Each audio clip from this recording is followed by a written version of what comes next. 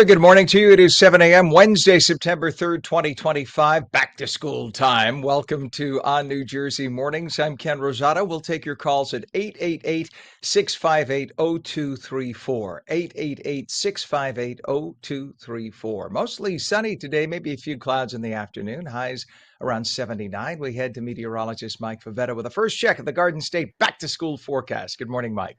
Good morning to you, Ken. It feels like back to school weather. September is in the air with a little bit of a chill this morning, a cool, refreshing breeze across New Jersey as temperatures begin right now in the 60s, 63 over in Long Branch, 48.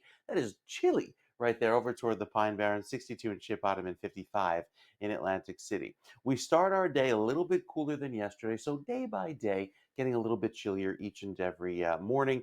And with the dew points nice and low, this is that almost October feel as we're running a little bit cool in the temperature department, staying dry and staying nice and refreshing.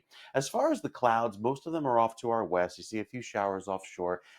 These are the clouds that'll be around, I think, throughout the afternoon, but not really give us any rain today. It's as we head in the day tomorrow, we tap into some wet weather later on in the afternoon. So for today, a lovely sea breeze down the shore. Temperatures start to moderate and it will not feel as warm. That is until we get to tomorrow. That's where temperatures start to warm up a little bit, especially with the wind shift by later on in the day. So 11 a.m. tomorrow, we see the front come in, and that's ushered in, of course, by all of those winds out of the west. And you see the wind shift as the drier weather pushes in going into Friday and Saturday, but it actually brings back more humidity, and that is with some thunderstorms. So the rest of the day today, you see some blotchy clouds in the sky. Temperatures hold in the 70s. It won't be all that warm. Then tomorrow it warms up much more inland, but look what happens off from the west. You see this line of storms come in by the afternoon.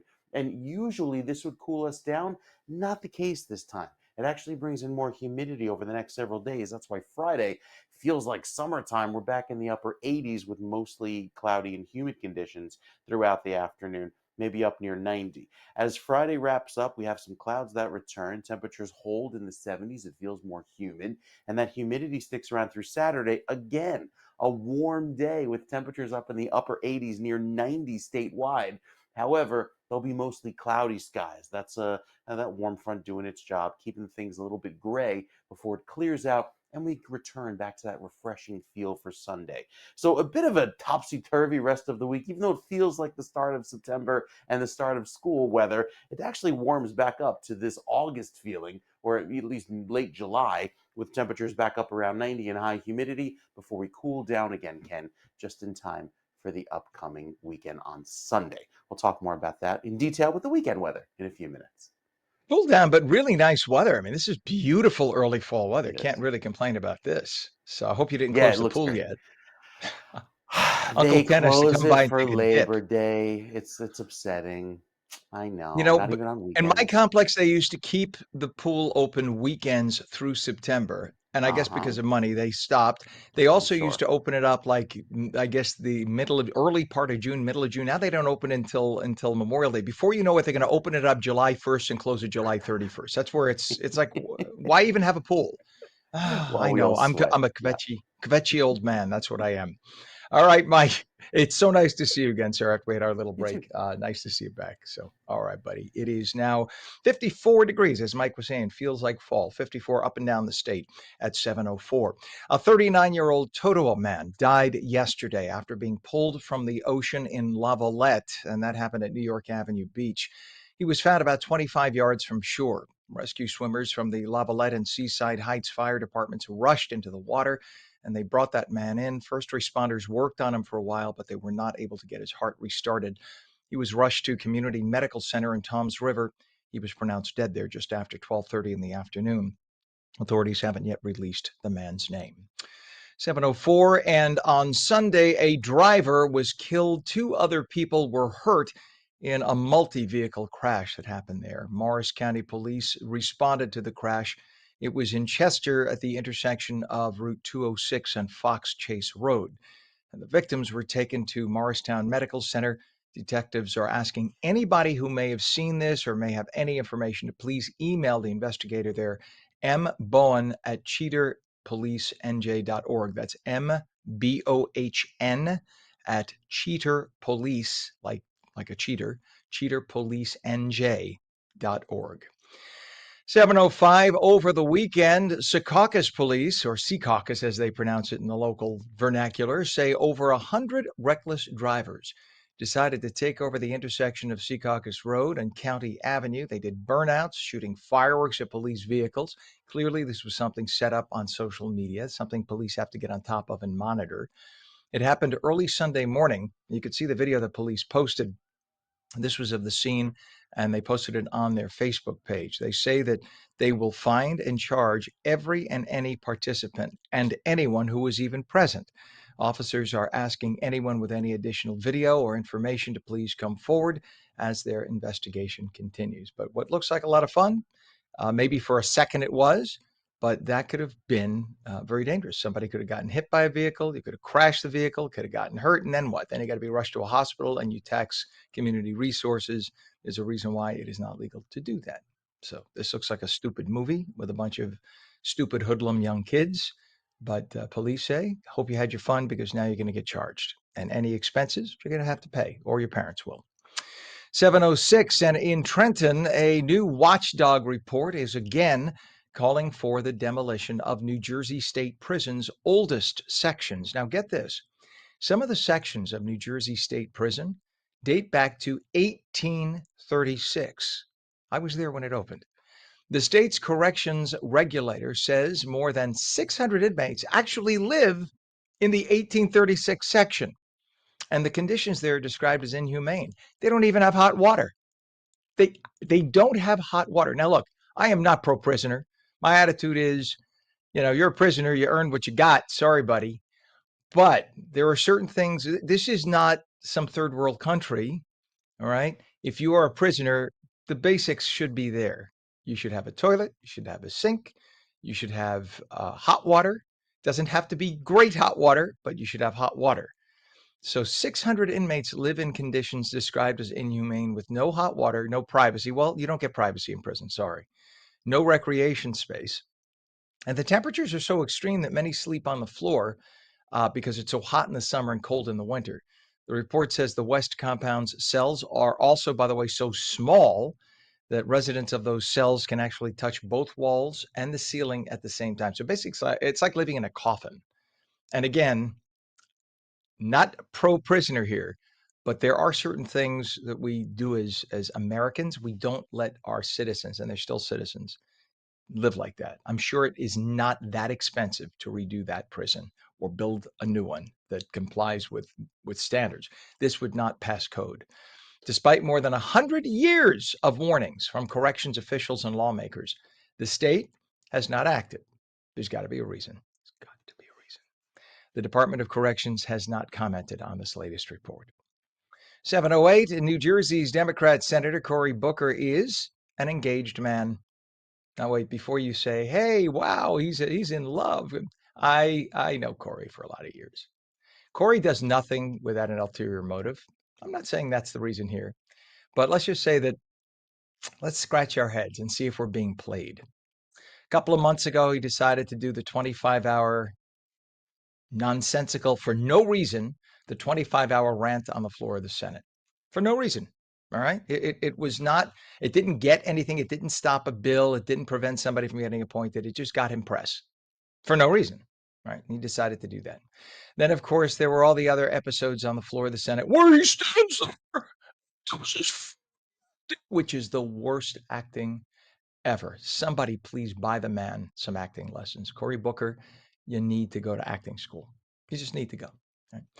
I remember when I was a rookie reporter and Cory was the mayor of Newark, which a lot of people, by the way, objected to.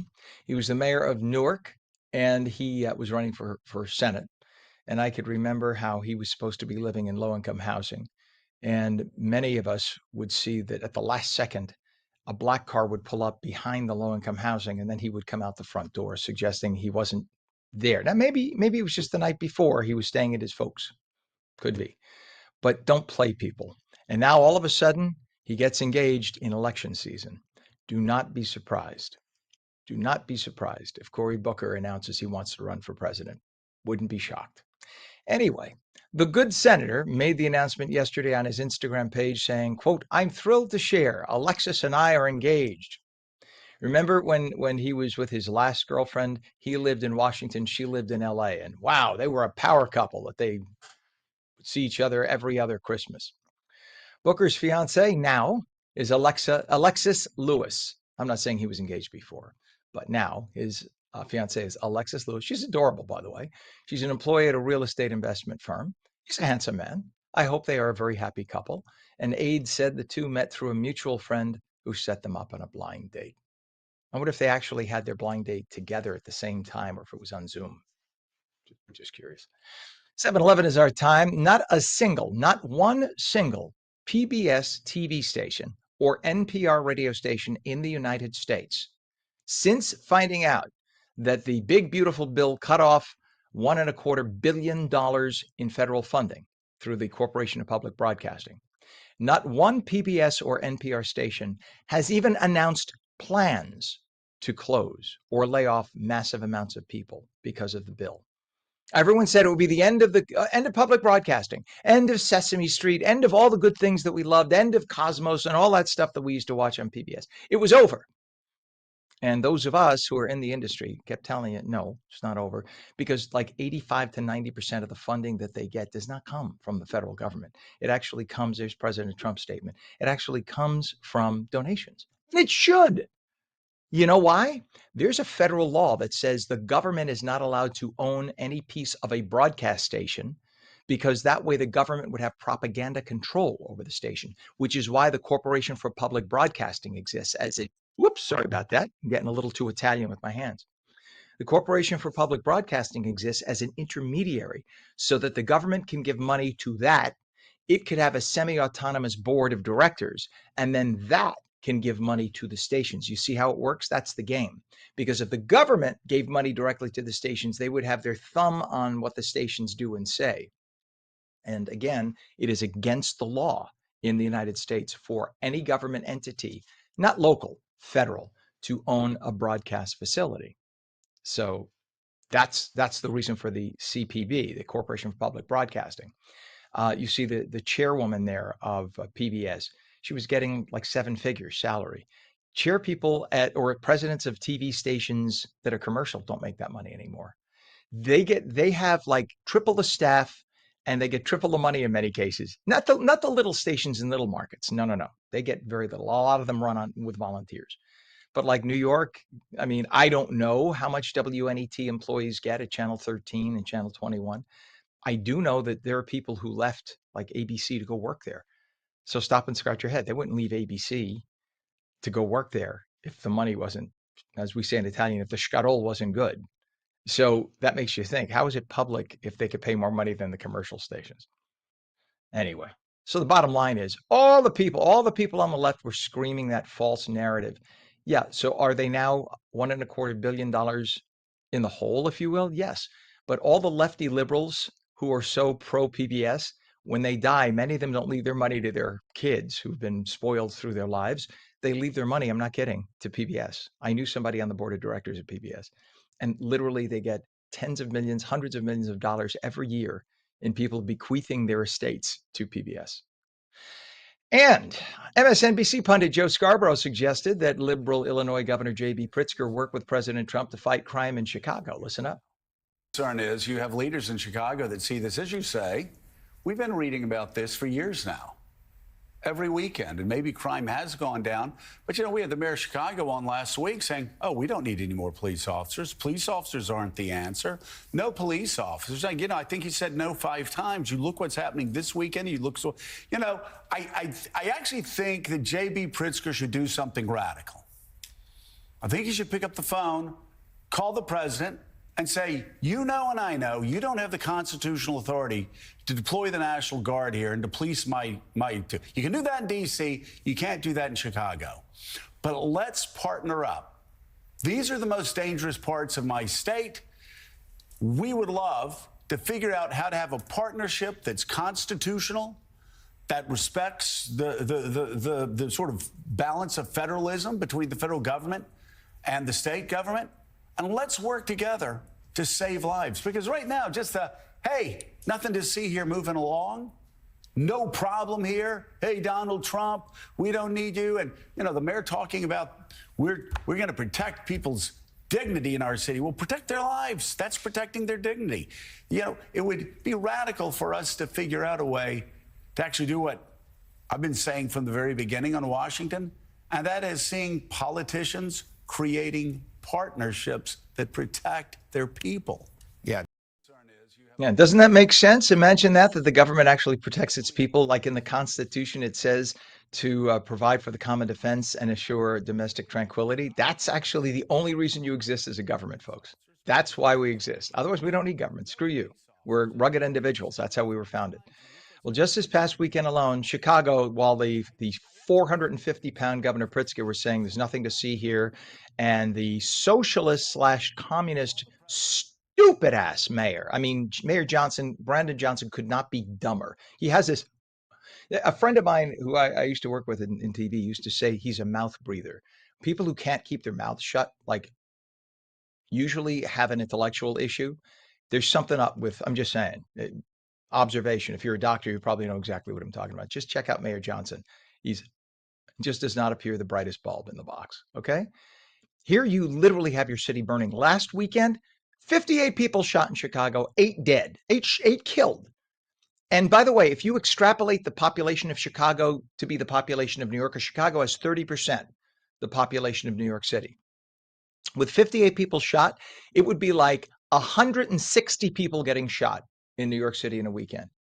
Yet, you know how many people were shot in New York City this past weekend? 7.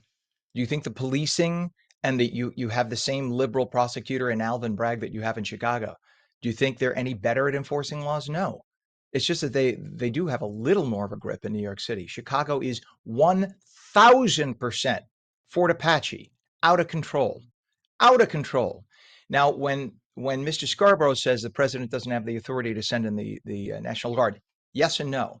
In DC, DC is actually a federal territory. The president doesn't need any reason. He could send in the National Guard for any reason at all. It's U.S. It's like sending the National Guard to a fort. Federal territory. Chicago, state of Illinois, not federal territory. But if you violate federal law, if you will not enforce federal law, and if you are not enforcing local laws and you're posing a danger to the residents, the president does have the authority to call up the National Guard at that point. Case in point, 1963, Mississippi, 1965, Alabama, Civil Rights Acts. Remember when people in those states, when the governors were not permitting busing and when they wouldn't integrate schools and wouldn't let Black people drink at the water fountains?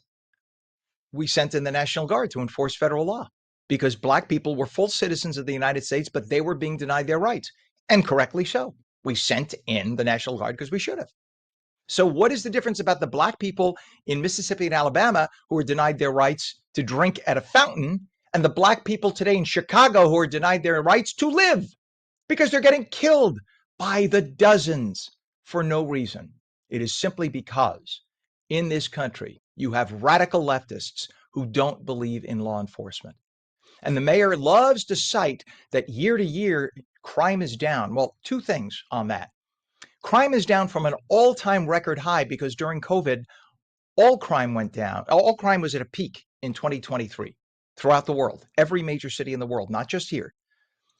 And then, of course, the next year, 2024, it took a nosedive because everybody was back out of the house.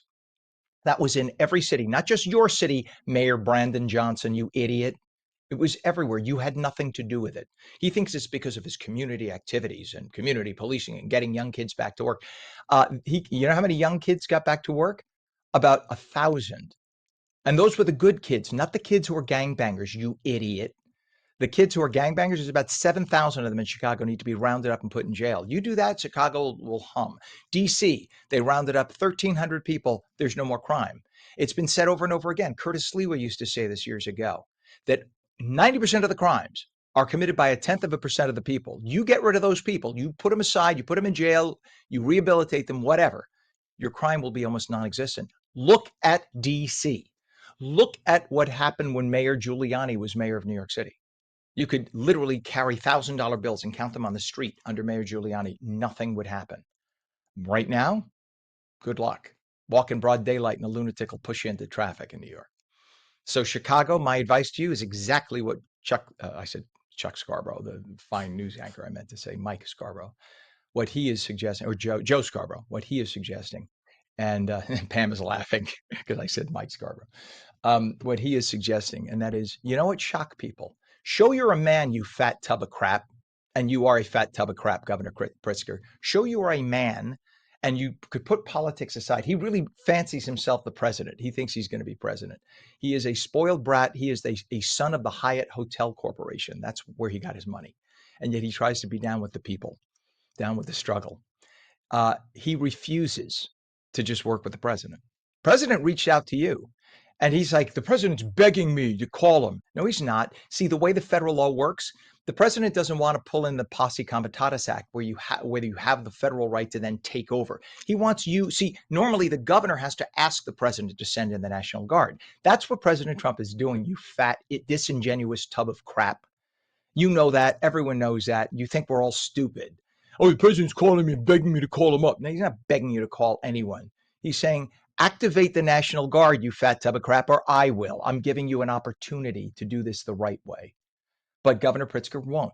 So I hope President Trump sends in 100,000 troops and squashes the mayor and the governor and shows them how law enforcement is done so the people of Chicago can live in peace. And finally, the U.S. military yesterday struck a drug-carrying boat from Venezuela as tensions spiked between the Trump administration and the Venezuelan government. You think Biden ever did this? While fentanyl was coming to our shores? See, the 11 people on that boat are dead. They're dead. And guess what? As much as I'm a Christian man, they deserve to burn in hell. Sorry, you provide enough fentanyl to kill hundreds of thousands of my fellow U.S. citizens? That's what you get, pal. That's what you get. They work for the communist government of Venezuela. That's what you get. That is the way the Trump administration takes care of stuff. Sorry, they have a right to. They interdicted the boat the good way. Now we don't have to take them to a trial. Bye-bye. 11 people killed in the strike, and they are members of Tren de Aragua. Our intelligence tracked them from what they were doing to that boat. That boat was loaded down with fentanyl, enough to kill actually up to 1 million people. That was on that boat. Only a little fentanyl can kill a lot of people. So adios. Maybe that'll send a message to the people who want to take drugs to the U.S. And between 2021 and January of 25, up to 1 million federal documents were signed, not by then President Biden, but by the auto pen. So President Trump has announced that he's swapping out Biden's White House portrait with a portrait of, I love this, the auto pen, saying it was responsible for doing any and all work attributed to the former president. Pam, we're going to forego this great break. Let's do our commercial at the bottom, please. It is 7:23 right now, 55 degrees. And in a few minutes, we'll come back with Mr. Fox. Joey Fox is in for David Wildstein because David is going to be here live in 40 minutes. So Joey Fox will have the inside edge. Let's go over to our fine meteorologist, who is Mike Favetta, who has a delicious forecast. If you like early fall, crisp, beautiful, sunny weather, well, Mike delivers because nobody delivers like Mike. It is crisp and delicious. Yeah, it's so beautiful outside. Looks sweet through this afternoon as well. A little bit of sunshine too, and temperatures warming into the mid 70s down in Monmouth and Ocean County. So a lovely way to enjoy the day, even as the little ones head home from their first day of school. Got great weather to enjoy. Maybe hit some time on the playground. 80 as your afternoon high in New Brunswick, and slightly cooler with that wind off of the water down near the coast. As far as the cloud picture, some clouds around right now, but mostly sunny, and will stay that way into this afternoon. Watching a batch of clouds offshore, but will primarily be dry today. Looks very pleasant. And the reason for that is the low humidity. Dew points stay nice and low. Anytime they're in the 40s and 50s, as is the case through today, feeling wonderful. Notice that little stripe of green east of the parkway. That is the sea breeze pushing in some of that more humid air throughout the day tomorrow, which actually works its way all throughout the state by the end of the day. So there's more humidity that comes in, making it feel more like summer is just not going away just yet throughout tomorrow and Friday and even into Saturday. We hit those dew points in the 70s by the time we get to Saturday morning. So actually a little bit of a muggy start for Saturday morning. That keeps the clouds around for most of the day on Saturday. Sunday may have some clouds as well, and then we start to clear out and dry things out for Monday and Tuesday, back to the sunny weather and the cool conditions that'll make it feel like fall again. Could be some rain on the way about a week from now, but that's a system to watch. Might skip out to sea. Other than that, it is a very fall-looking forecast, even going into this weekend. With a moderately humid day on Saturday, we get a return to that beautifully dry weather with the less humidity and cooler air on Sunday, with a very fall finish to the weekend. Nice weekend weather for fall activities, especially on Sunday. I think Saturday's going to be a bit wet. We'll tell you more about it coming up with the 7-day forecast. Ken, let you know how next week looks in a few minutes. All right. Thank you very much. Here at 7:25. Let's take a look at traffic right now. Remember exit 34, Route 15 in Wharton, how we had the sinkhole there, months ago? Well, there's an issue there. It has nothing to do with the sinkhole, but take a look at the traffic. I guess this is, oh no, I thought it was because they're driving into the sun. Pam says before the sun came up, it was like that. So this is just volume. Everybody's back to school and work. So that's what you get right there. So Pam, our director, said, Ken, show it because I'm happy I'm not stuck in it. You're such a vicious person, Pam. Just happy for other people's misery? Is that what you're saying? No, she's not saying. She's like, they're moving it a little bit, Ken. So no, there it is. You're right. All right, Pam. And we'll take a look at the GWB approach right now. The Lincoln and Holland have about a 20-minute crossover time. The GWB 80 and 95 approach upper and lower level is a little heavy, but moving as we take a look. We'll see if we there it is. It is heavy, but it is moving. So they're about 25 minutes in, which actually for this hour of the morning in the fall is not horrible. I say fall in air quotes because it's not technically fall yet, but you know what I mean. 7:26 is our time, and nobody talks about the good folks at Trenton like the good folks at the New Jersey Globe. Well, our David Wildstein is going to join us live in about 35 minutes. So right now with the Inside Edge, here's Joey Fox. Welcome to the Inside Edge. So the summer is over. Labor Day has come and gone. And in New Jersey, that means that we are now fully in the thick of gubernatorial campaign season.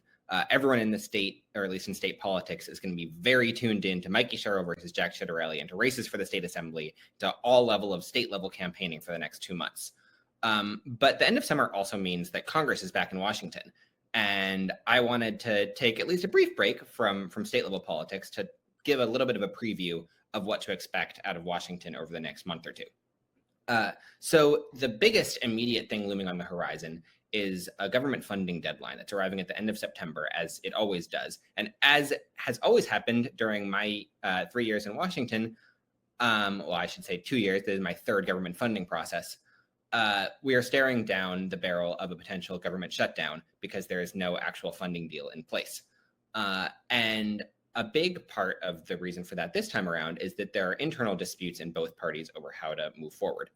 For Republicans, the dispute is how partisan and conservative to make their funding bills. Should they take advantage of this current government trifecta and try to make their bills as party line Republican as they possibly can? That's maybe more the president's position.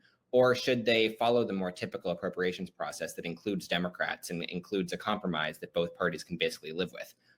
That's maybe where some more moderate Republicans in Congress are at, especially in the Senate. And then for Democrats, the question is, to what extent should they be willing to compromise with Republicans at all? And to what extent should they just fight at every turn? This was a dispute that sort of plagued them back in March when Senate Democrats ultimately did capitulate and allow Republicans to pass a stopgap funding bill. And it's going to come up again at the end of this month. Part of the reason why it's a dispute at all is because of the filibuster.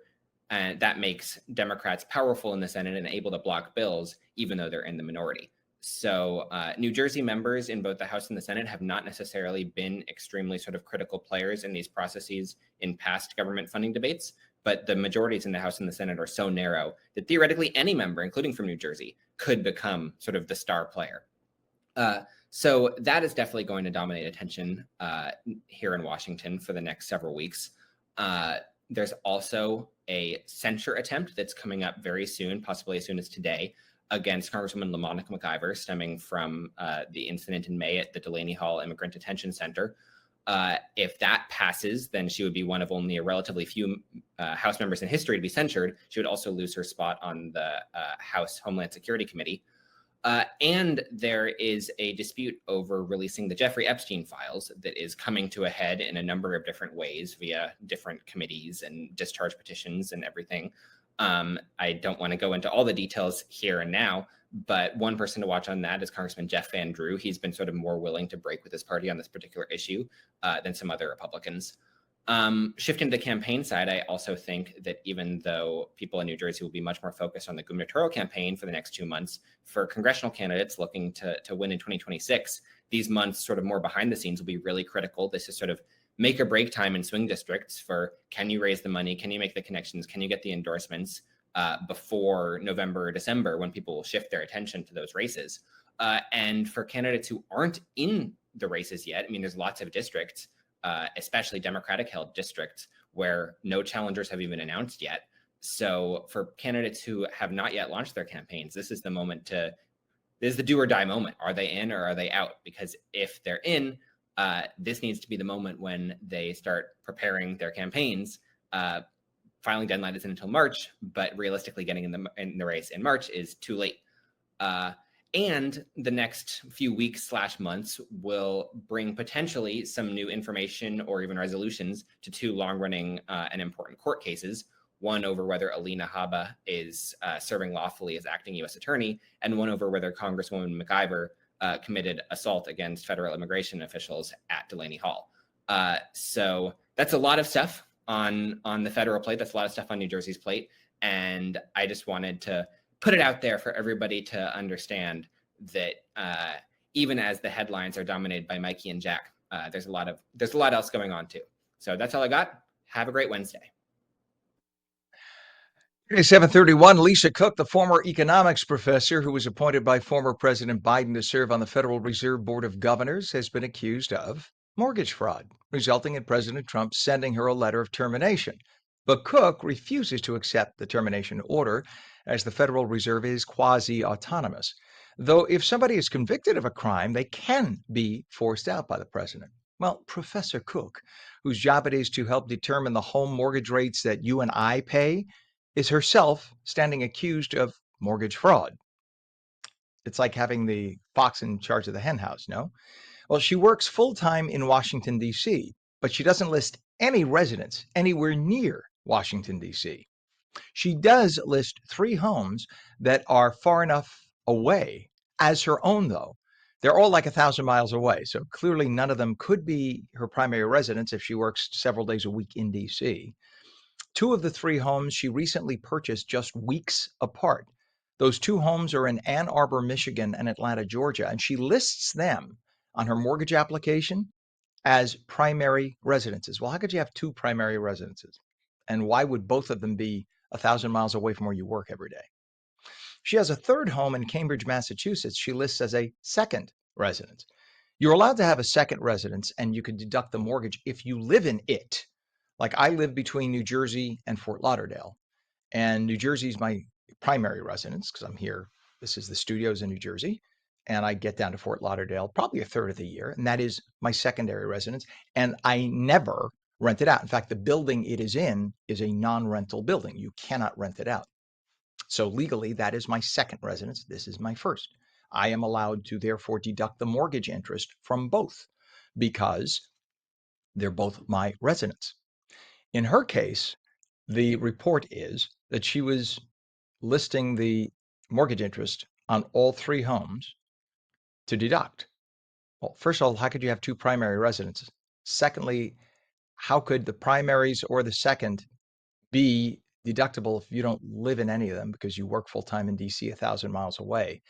Then finally, one reporter decided to go from house to house and knock on the doors and found that she wasn't living in any of them. In fact, there were renters. There were renters in all 3. So they are businesses. So they are not primary residences. So if an investigation proves what this reporter has found, she is committing mortgage fraud. Now, when you commit mortgage fraud, for those of you who say, what's the big deal, Ken? You get a preferred rate on your mortgage interest. Okay, so if it would be a 5% mortgage, or today it would be like 6 or 7. If it would be a 6% mortgage, you can get a 0.5% off. And that's a lot. That could be $100,000 over the lifetime of the loan. Plus, you get to list it as a primary residence. So that means you get a property tax break in your municipality, in most municipalities, and your insurance company gives you a break. So she is saving a lot of money by listing them as primary or secondary residences. But if they are not really primary and secondary residences, but rental income buildings, and she is like a slumlord, well, she could be charged with crimes in all three because mortgage fraud, and again, this is only, she's innocent until proven guilty. So there has to be an investigation. But bottom line is mortgage fraud is a serious federal offense, and it is punishable by up to $1 million fine and 30 years in prison per charge. Hundreds of people are currently behind federal bars, federal prison for doing the exact same thing as she is accused of doing now. Yet everybody, all these economists, these liberals from universities are backing her up, saying, leave her alone. What she's doing is fine. It's not illegal. Really? It's amazing. This is the party that says nobody's above the law. The Democrats have been shouting, nobody's above the law. Pure hypocrisy. This woman, look at even the picture. Little smug there, Miss Cook. Methinks you're going to be wearing an orange jumpsuit. Just a personal feeling. I don't know that, but we'll see what happens in the next few months. It is now 56 degrees at 7:36. When we come back, a tale of two airlines. We'll be talking with Eric, the travel guy Hastings, about flights to Williamsburg, Virginia. It's going to be sunny today, highs in the upper 70s. We will be right back. You're watching on New Jersey Mornings.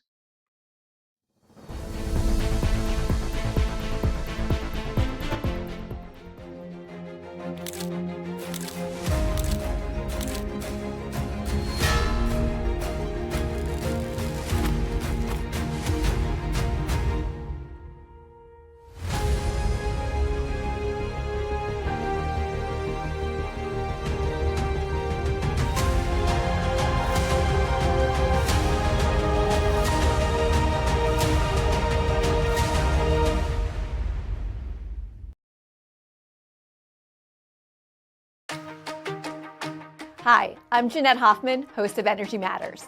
Join me every night at 6 p.m. where we're discussing energy affordability, challenges, and solutions with stakeholders and elected officials. Join me weekdays at 6 p.m. on Energy Matters on ONNJ.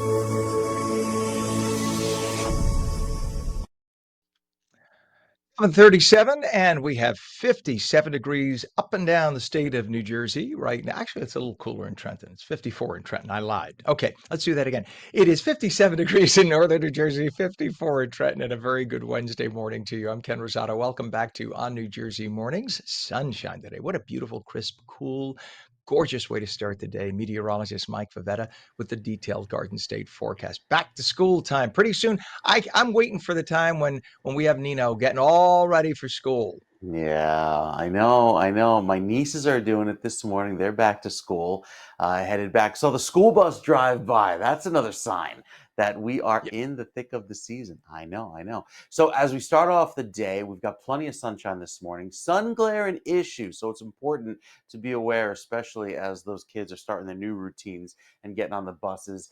Notice all of the sunshine around, just reflecting off these little wispy clouds out in the sea that the visible satellite is picking up. Pretty way to start the day, and it'll stay dry throughout this afternoon and noticeably warmer by the end of the day, especially if you find yourself away from the influence of that easterly breeze. So a sea breeze setting up from Atlantic City down toward Ocean City and Cape May, mid 70s for you, upper 70s up to 80 up by Camden, with a little bit of haze developing thanks to some more muggy weather moving in. We are far from the record of 100 degrees set back in 1993. I think I remember that, going to school in shorts and short sleeves. But going into this afternoon, we've got plenty of clear sky throughout the end of the day. And with that, I think we'll look forward to a little bit of a warm up on the way for tomorrow. So we finish out the day with a few passing clouds, but tomorrow evening, you see this line of storms enter New Jersey. It really gives way to just some gentle showers because a lot of its punch is kind of sucked away by that cooler, calmer breeze with the sea breeze that tends to take away any of that intensity and leave us with a little bit humidity and a little bit of warmer weather for the upcoming weekend. So as far as the temperature is concerned, yes, it warms up going into Friday and Saturday. Here's the front coming in from the west. Usually a front would clear us out and cool us down.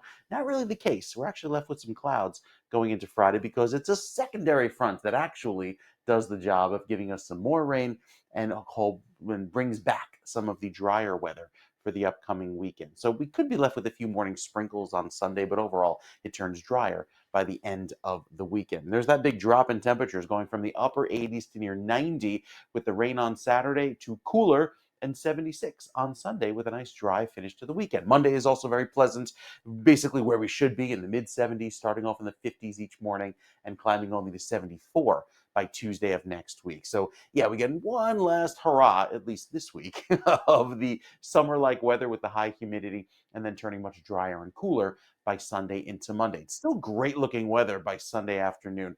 Plenty of clear sky to enjoy down by the beaches, and then Monday and Tuesday back into the mid 70s. This is what we call local summer down by the beaches. So all of those folks who get to enjoy the wonders of late summer without the crowds, it really is pretty.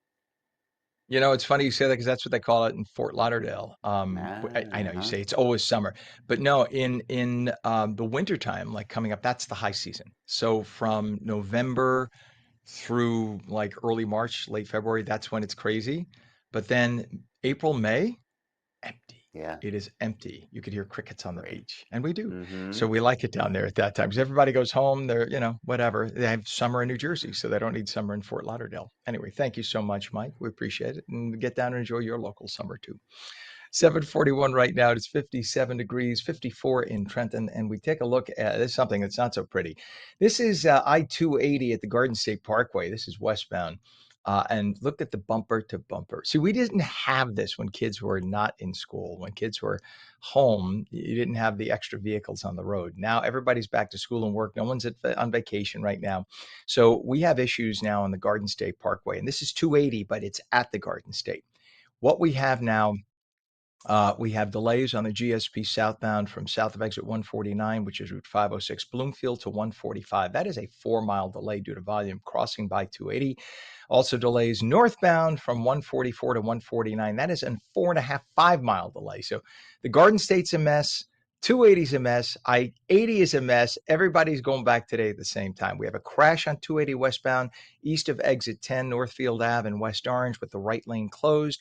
Also delays on 287 southbound from exit 14 to Route 28, which is Bridgewater. All lanes open, but just a lot of volume. It is a mess. We take a look at the approaches to the Hudson River. Lincoln Tunnel's now 25 minutes over. A lot of it is volume. In fact, most of it is volume. 20 minutes at the Holland. That's a lot. GWB upper and lower level, not a bargain. Very heavy. It's now 35 minutes in. So give yourselves time. This is not last week. Let's put it that way. Well, 7:43 is our time. And if you were thinking about a getaway while everybody else is starting school and work, maybe you might want to go to Colonial in Williamsburg. Eric, the travel guy Hastings, has the tips for us. We recorded this earlier. Vacation for some people is laying on a beach with a pina colada, and for other people, it's learning about culture and having a whole cultural immersion experience. That's one of my favorite things to do. My husband, even more than me, but when we go to Europe, it's like I sometimes want to enjoy the beach, and he has an agenda that's 20 pages long. But nonetheless, when you're there, you might as well learn. So with us right now is our dear friend Eric, the travel guy Hastings. That's ericthetravelguy.com for his website, Eric with a K. Also the host of his wonderful series, Beyond Your Backyard. Good morning to you, Eric Hastings. Good to have you on. Good morning, Ken. Always good to see you, my friend. So you talk about culture immersion, and one of the greatest places in this country for culture immersion is Colonial Williamsburg. Might as well learn about our country. And you have been there. That's, in fact, one of the first in your series of Beyond Your Backyard that you did. Talk about what it was like to be there and what it's like for a visitor. Well, first of all, thank you for bringing up some video from what appears to be like 1979 when I was like 12. But, look, I look back at video of that first season, and I think, listen, I don't think this is travel confession, Ken, but I think we should talk about this for just a second. You talked about Beyond Your Backyard, and Yes. and people say all the time, still to this day, they say to me, Eric, you have the greatest job in the whole world, and I can't argue with them because I do. I love making that show. However, I will tell you, as you know, Ken, traveling for a living, frankly, is really annoying. It's stressful, it's annoying, it's expensive. You don't get to be in the place that you're talking about being because you're in a hotel, you're on an airplane, you're in a train, you're in a car rental, you're in an Uber, you're fighting the weather, you've got people pointing cameras at you all day long, you're on in front of lights, you've got wires all over you with microphones. It's very annoying. It's very stressful. Frankly, just thinking about it stresses me out. But Ken, I'm telling you, I love doing it. And it's worth the sacrifice. Yes, I know, friends, sacrifice. It's worth it to me. And that's why. The very thing that you're talking about is the personal reason I love doing the gig. And Colonial Williamsburg is one of the first places that I truly started to understand that, because no matter what vacation you're on or you're planning, there is an opportunity to learn something, even if it's a tidbit, just a little nugget. You don't have to go on an educational trip. I'm just telling you, you step into one museum, you step into one protected land over there and learn why that land is important to that particular place. You eat at a restaurant where there's food from people that were here, thousands of years ago. Whatever it is, you can always learn a little something on every vacation you're on. And you know what gets me is we always assume that we are the most advanced culture ever. We look at ourselves with such narcissism, and we think that, oh, we are the epitome, we're the pinnacle of civilization. Well, the people who lived in Colonial Williamsburg thought of themselves that way as well at the time, and they got Well, around by horse and carriage, and they dressed to the nines, and they had slaves. Unfortunately, we talk about. Thomas Jefferson, of course, was there, and he had his estate Monticello, but he had a slave, or as we call her, an enslaved person, because he truly was madly in love with her, Sally Hemings. He had 6 children with her. Many people today are descended, black and white, who claim their bloodline directly to Thomas Jefferson and or Sally Hemings. But it's fascinating. You learn all about that there. And it's a total, as you say, immersive culture. Everybody on the streets are dressed in that time zone, right? In that time well, period, the late 1700s. this if Kevin were here, our executive producer of this show, he would be nodding his head saying, "Oh, yes, I can attest that this is the truth." I tell you, so many times on this show, we talk about what we're going to be doing on the storylines and whatnot. And that Colonial Williamsburg was one of the first times that we actually interviewed someone in character. And I remember those meetings where they were like, "Okay, and then we have an interpreter." They call them interpreters, whatever. We're going to have an interpreter, and you're going to conduct an interview with them in character. I'm like, that's not going to work. Of course, I'm like the cynic. I'm like, that's going to be terrible. I'm going to hate it. It's going to be awful, but we're going to try it. We're going to give it the college try, right?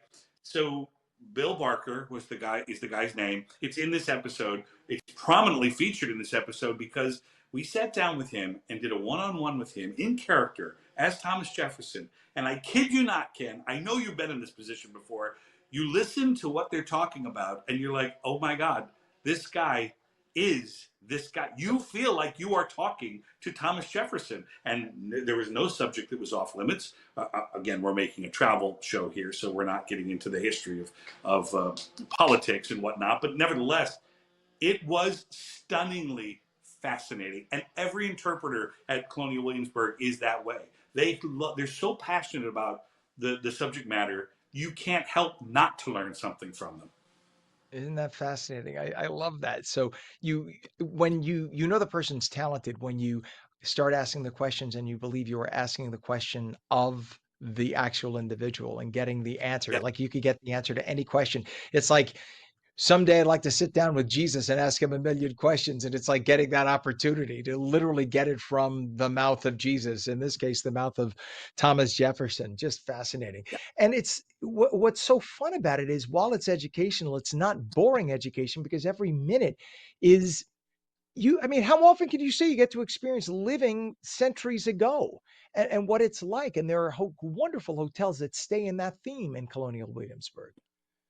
Absolutely. And again, I think there's listen, my producing partner, my dear friend Gary Littman is on vacation right now. He's in the middle of the jungles of Costa Rica with his wife and young children, which again, that sounds like torture to me.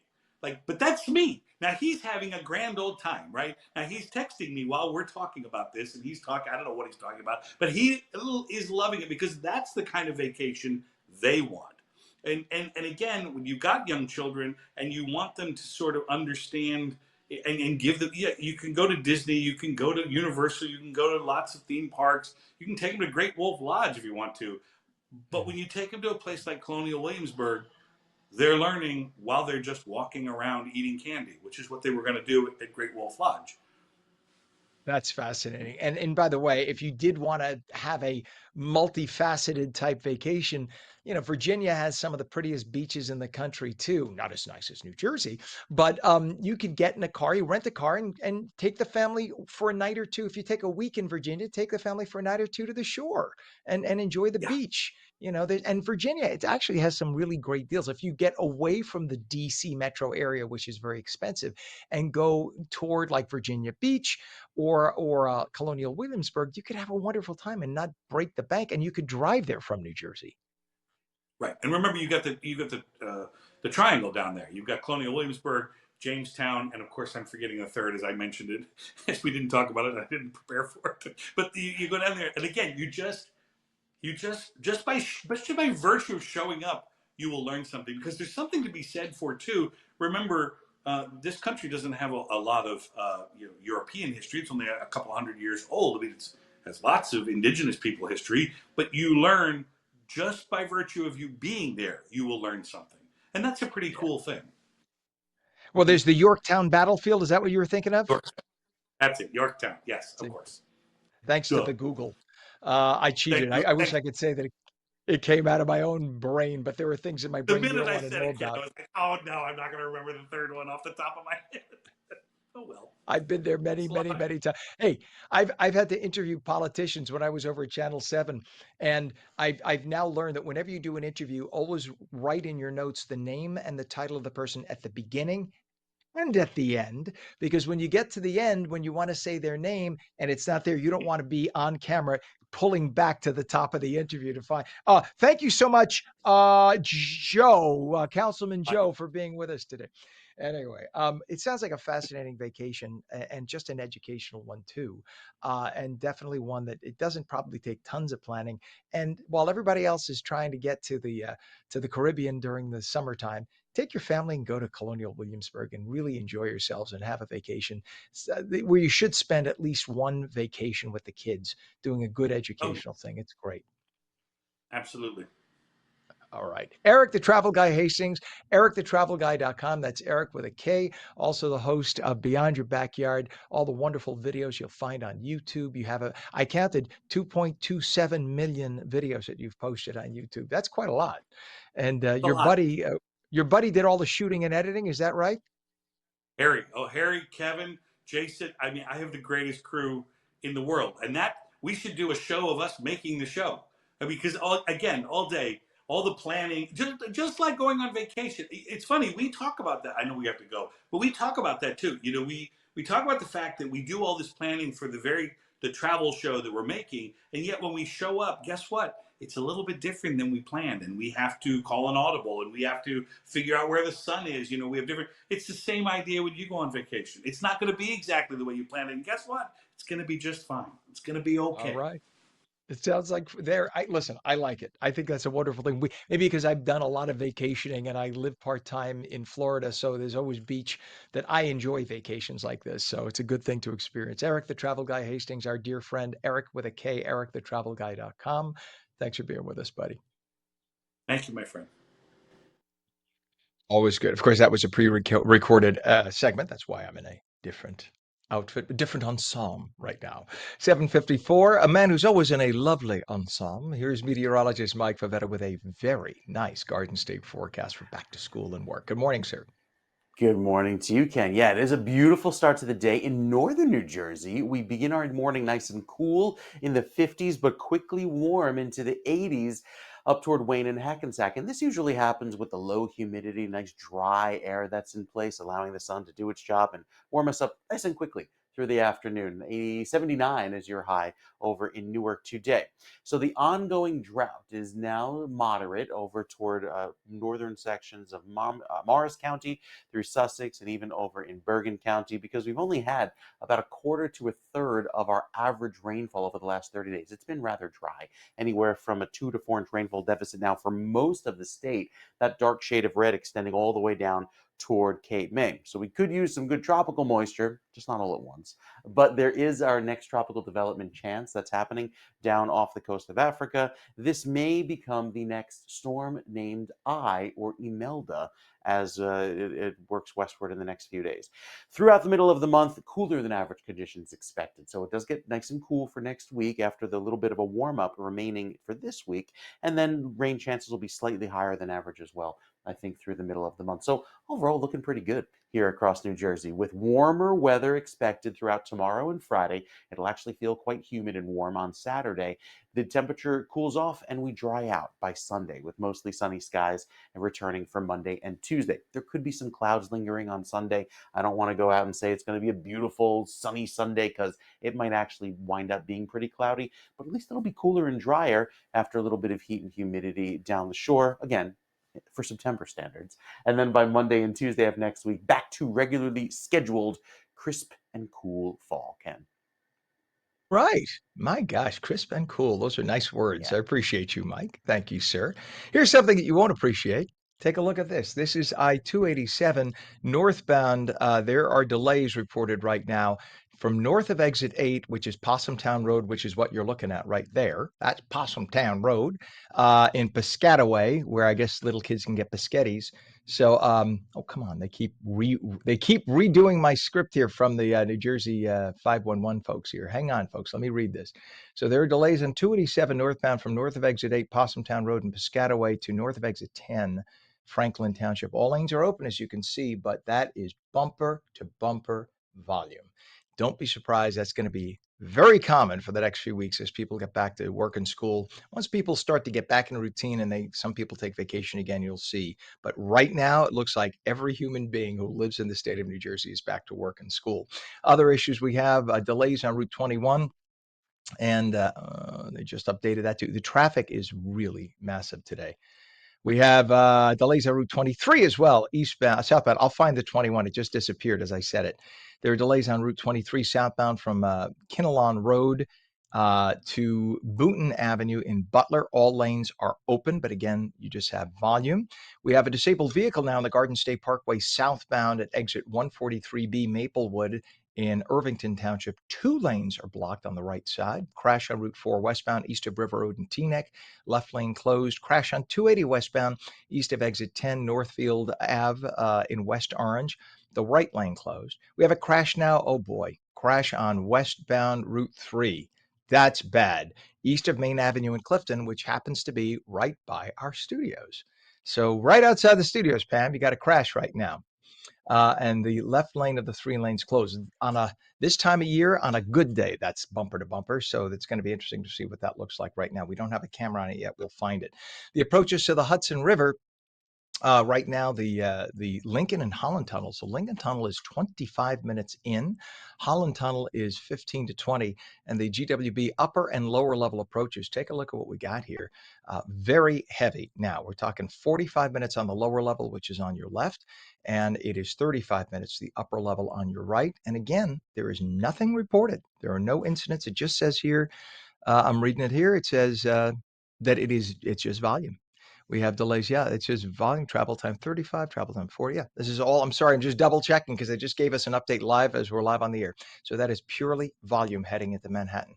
So everybody's back going in at the same exact time. If you're heading into Manhattan, give yourselves extra travel time. If you haven't left yet, call your boss and either, gee, have a tickle.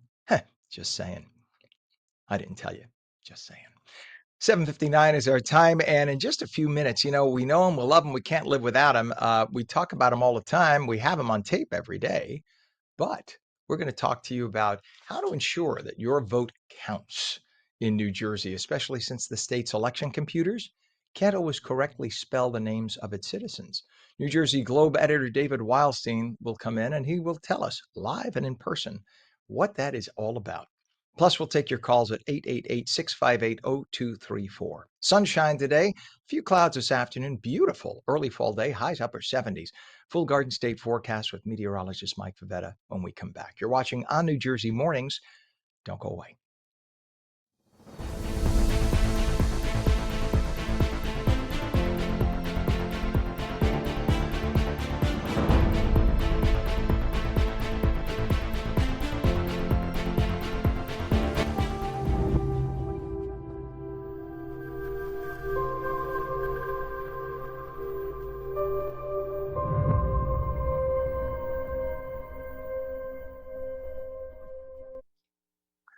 Very good morning. It is 8 a.m., Wednesday, September 3rd, 2025. Welcome back to On New Jersey Mornings. I'm Ken Rosato. We will take your calls at 888-658-0234, 888-658-0234. You know, if you like fall weather, boy, oh boy, and I'm going to tap dance and talk about it a little bit before I even go to Mike. It is delicious for the next few days. This is really what early fall, late summer is like. It's still nice enough to go to the beach if you want or lay outside. But like right now, if you go outside, it is crisp, it is fresh, 56 degrees, humidity isn't too high. It's perfect to just have your coffee out on the deck. This is just ideal weather. Walk the dog, perfect. So if you want to find out what the rest of the day and the week is going to be like, I got a guy who knows. I got a guy. Let's head to meteorologist Mike Favetta. He has a check of the full Garden State forecast, and boy, is it a good one. I'm running out of gold stars for his report card. Mike, good morning to you, sir. Oh, he's coming on. I know he's coming on. I'll start singing to dream the impossible dream. Mike will come on. He's putting on his mic. We had a mic issue, so there he is. Oh, okay. Is Ken, he ready? You tell me. All right, good there he morning. is. Hi, my Good morning, mouse Mike. I was going to froze. I'm sing to trying to dream get the it. impossible dream. Man from La Mancha. I heard the whole thing. I heard the whole thing. My mouse froze, so I'm trying Oh, to no. work. See, it must be that mouse that I don't know. Somebody in this station worked for it for the last 20 years because clearly this mouse is not letting me change from the 7-day. So if you give me 1 second, I will It's try and okay. unstick I'm going to this start mouse. I'm going to start singing. Let's take another Broadway show. People who need people are the luckiest. We'll see. If you want tune out, I'll give you tune out. Are the luckiest people in Okay, the we're there. world. We There made we it. are. How about Good that? We morning, made it. Mike. Good morning to you. Oh, and I forgot to reset the camera, so you're going to see black for half a second. Okay. What a Let's morning see. How it about this? is. To What a morning it dream is. the impossible dream. I could see David Okay, Wildstein in the wings right now going, oh, Jesus Christ. Just give me the camera. right. Yes, this is the morning David wished he was recorded. We've got a great start to the day. Got a great start to the day. Now that everything a posto, tutto posto, we're back to normal. Let's get the Grazie a morning Dio. started. Okay, all right, we'll start. We've got a beautiful start to the day. Lots of sunshine. See, if you tune in now, you think, what's going on? Everything is fine.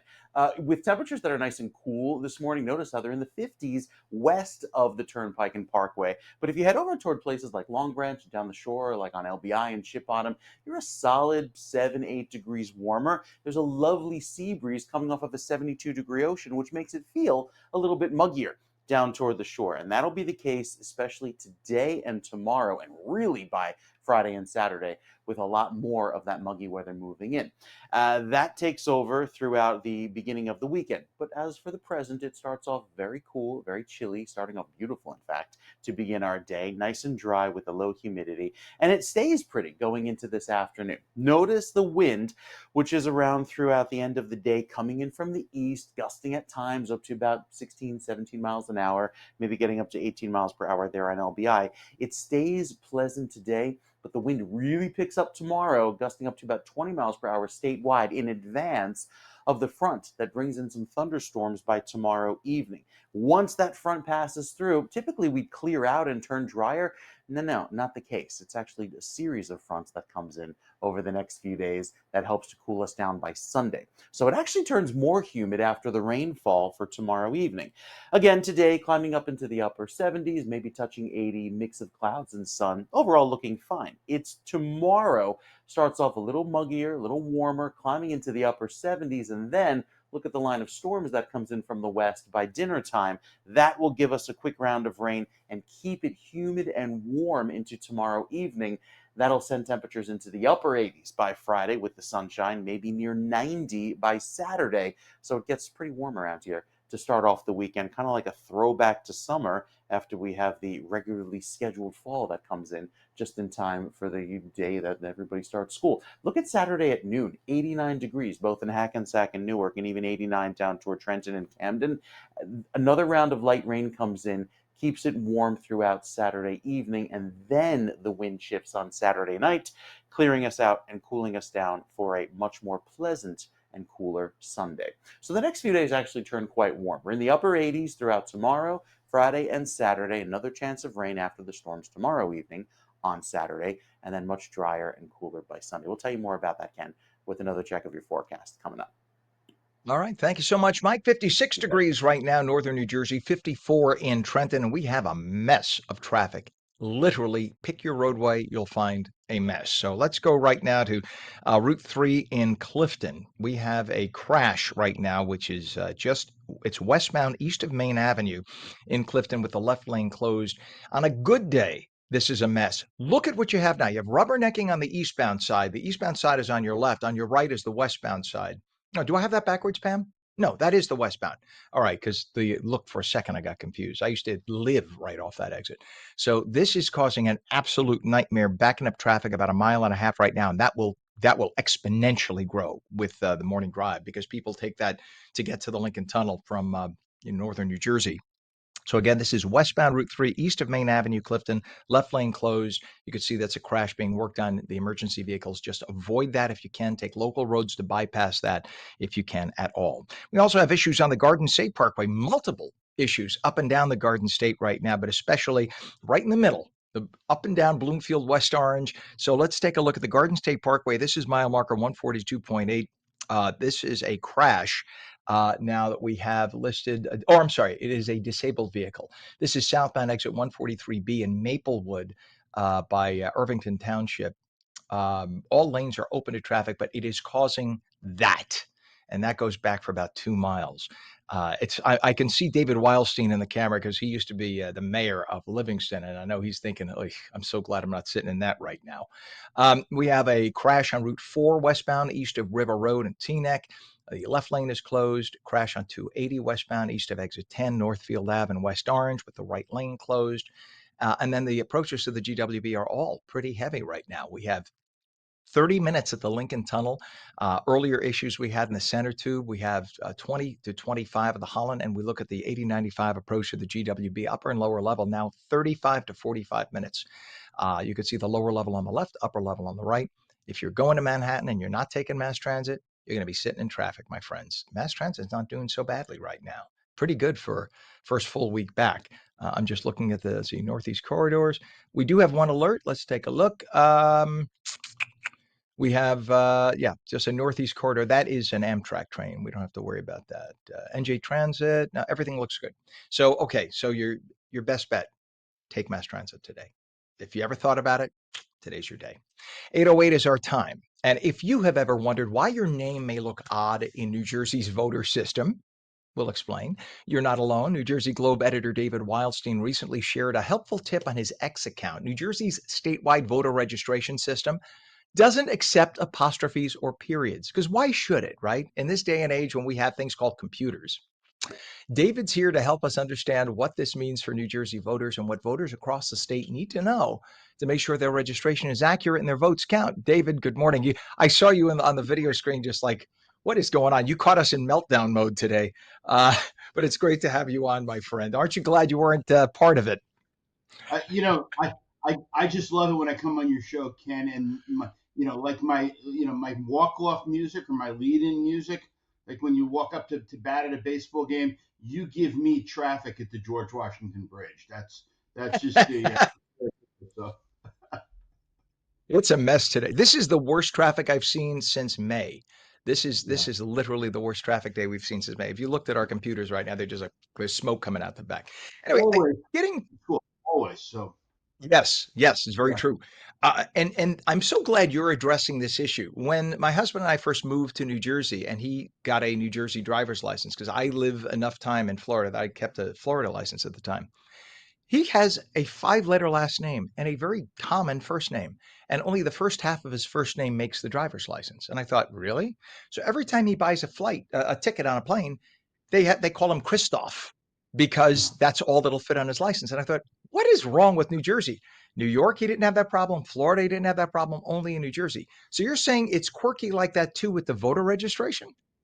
Yeah, yeah, because and it's not the Division of Elections fault. It's motor vehicles. I still call them the DMV.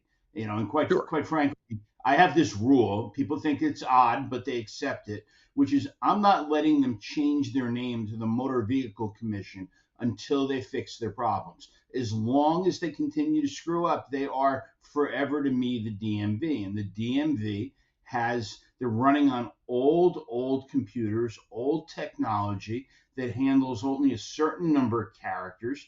You can't have, it's, you talk in New Jersey, so many people about freedom to do this or freedom to do that. But when you register to vote at a motor vehicle agency, you lack the freedom to determine even your own name. That's just crazy. I mean, this is 2025 for God's sake. You could buy a whole set of computers for everybody for less than the cost of a few phones. What is going on? Where is this money going? They're just they're at a point where the systems are overloaded. When everything is all messed up and you keep throwing band-aid on top of band-aid, you can't even see where the original computer is anymore. And there's at budget time when you're talking about truly serious things, whether you're going to fund schools, whether you're going to fund hospitals, whether you're going to build roads or bridges, that let's revamp the motor vehicle computer system, which is tedious and takes years and doesn't give a governor a real shot in the arm, because people are saying, well, you should have been doing this anyway. I'm not going to applaud you for doing your job. It never quite makes it. The worst thing about this, Ken, and I've been railing about this for a couple of years. I'm glad you're listening to me, because people don't, they look at me like I'm a little off when I go into these rages. But motor vehicles, I like the motor voter law. I like the fact that you can go into motor vehicles, you can change your address if you moved, and change your voter registration and do it in one stop. Anything to have more voters on the rolls and have more people able to participate in the democracy is probably a good thing, except when they screw it up.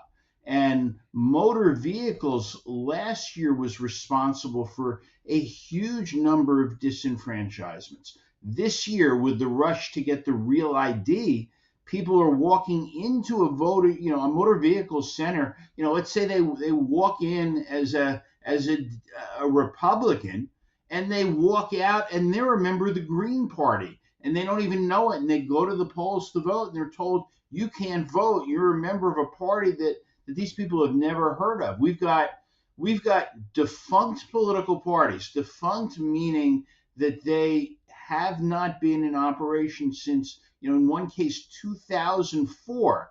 But New Jersey still registers people to vote in that party because they haven't figured out how to take the option out of the system. It's ridiculous. It's really ridiculous. I mean, that's beyond antiquated. It's like, so what you're basically telling me is when they first computerized the system, they haven't changed. So if they computerized it in 1985, whatever they had in 1985 is still what they have today, 45 years later. That's what you're basically telling me.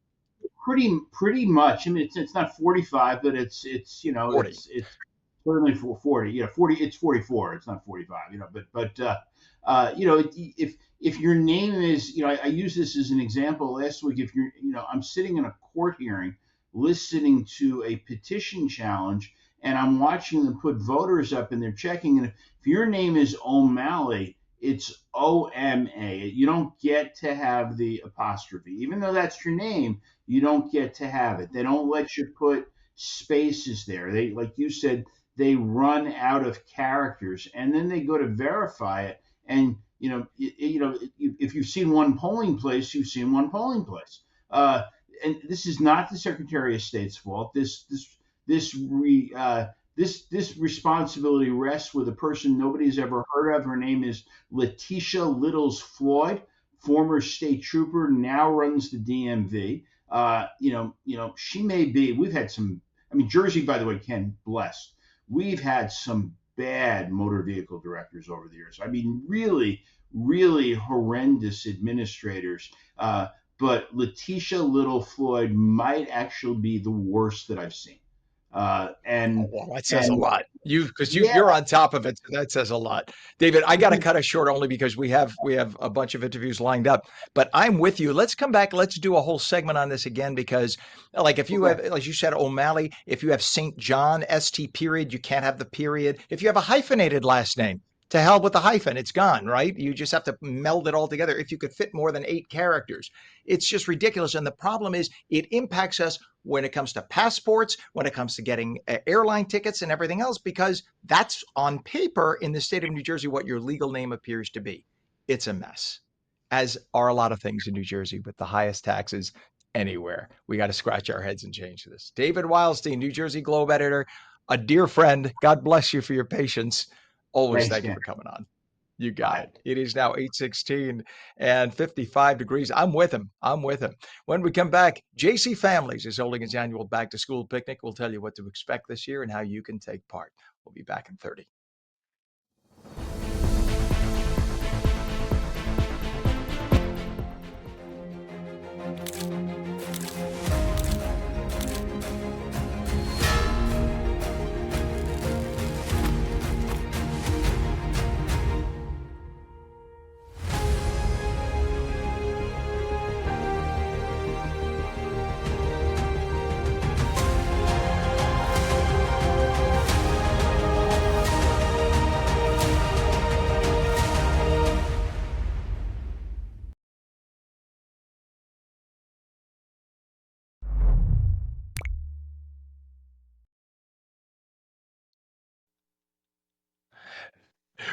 We never run that, do we?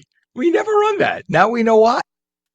So short. Pam, our director, said she's laughing. Says that's so short. It sounds like I just dropped water in the sink. Anyway, welcome back to On New Jersey Mornings. I'm Ken Rosato at 8:17, taking calls at 888-658-0234. Lots of sun today, maybe a cloud or two this afternoon. High 79. Meteorologist Mike Favetta with the Garden State forecast. Good morning to you, Mike.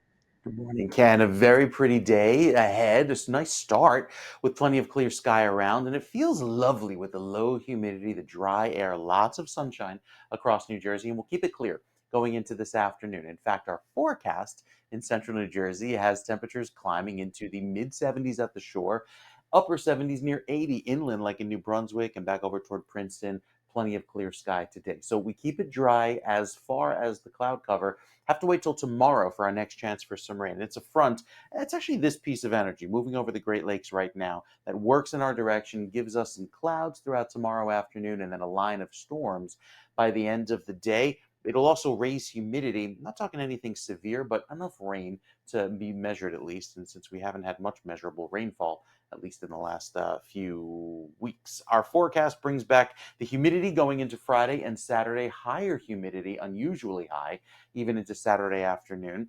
And then by Sunday, we start to clear things out, bring back some clouds to start off next week, but overall, it'll be a drier, cooler feel with sunshine returning throughout Tuesday. And then into the middle of next week, I think we're relatively dry. Maybe have this little shower scoot offshore. But other than that, it'll feel more like September should, because the next few days will be like a throwback to summer with all of that warm weather that lasts through Saturday, 86 and humid. That's more like a July forecast in the middle of or in the beginning of September. And then by the time we get to Sunday with the drier, cooler weather, it'll feel much more pleasant. That's the good apple picking weather, and it'll feel great with just a few clouds around. Feel like fall, certainly, as we head into Sunday and most of next week. So next few days, a little more humid, and then we get a nice cool down again, just in time for Sunday, Ken.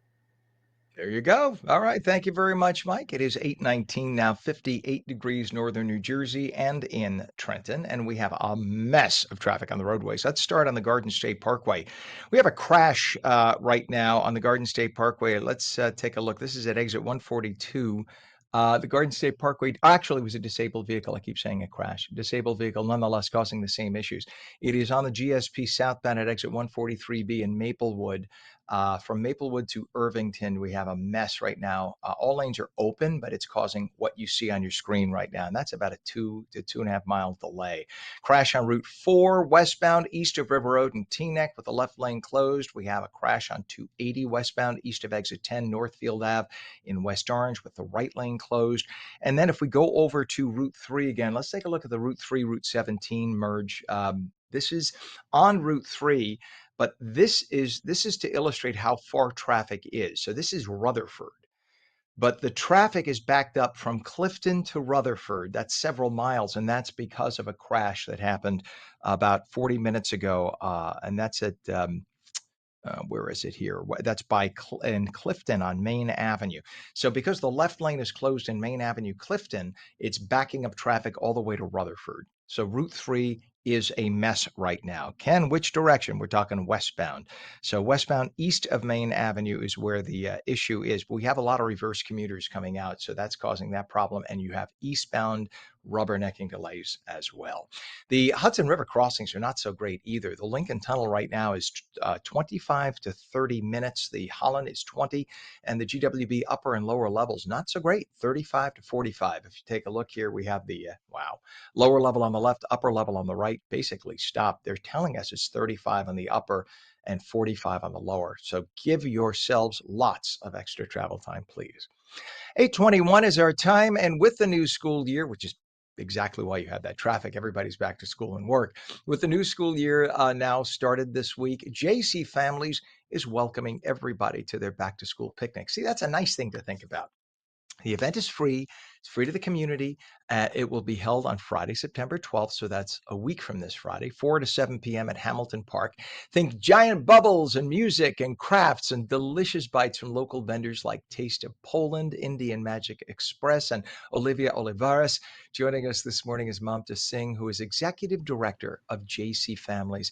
Mamta founded the group in 2011 to help families connect, especially those new to the area. Jersey City's a big city and people are hustling and bustling, so it was smart to do this. Since then, her work has become a prominent community support in Jersey City. So nice to have you on, Mamta. Good morning. Thank you for having me, Ken. And yes, JC Families has been providing resources, free resources through the website to the families moving from around the world to Jersey City. As you know, Jersey City is a hub for immigrants and most diverse city. I think one of the most diverse cities in America. And a back to school picnic, I think it's the seventh or eighth annual back to school picnic, just welcoming families to connect with each other and also providing resources or connecting businesses to the families for after school classes or winter classes, fall classes. And this is one of the events. We organize 15 to 25 events in a year in Jersey City, Hoboken, and hoping that we will take it forward even beyond Jersey City and Hoboken. Yeah, that's the thing. It is such a big, dense city, densely populated, congested, but it's a big city. It's one of the biggest cities in the state of New Jersey with that incredible view of Manhattan. And I'm sure for a lot of people who move there from other parts of the world and they see this very inundating skyline of Manhattan right across the Hudson River, that it could be a little over the top. And when you first come there and you're struggling, you get your new job, you got to get the kids settled in school, it could be a lot. So, what a nice opportunity for new people, new couples, new kids coming into the community to meet people who've been there who could say, if you want a good deli, you got to go over here. Hey, if you want a great place to shop, go over here. So smart. Otherwise, what we end up doing is going to work and then have drudgery and we come home, right? And we don't even know who our neighbors are. It's such a smart idea. Absolutely. And yes, that is the thing. Again, people from around the world move to Jersey City and they have no clue.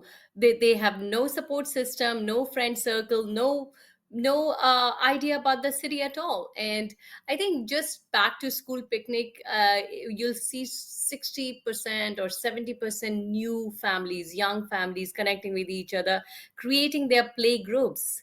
That is another important thing. If you realize, if you're a new parent, you want to have toddler play group or Mhm. music classes for them, story time. So that has been great. And Jersey City is growing. We have around 300,000 people in this city.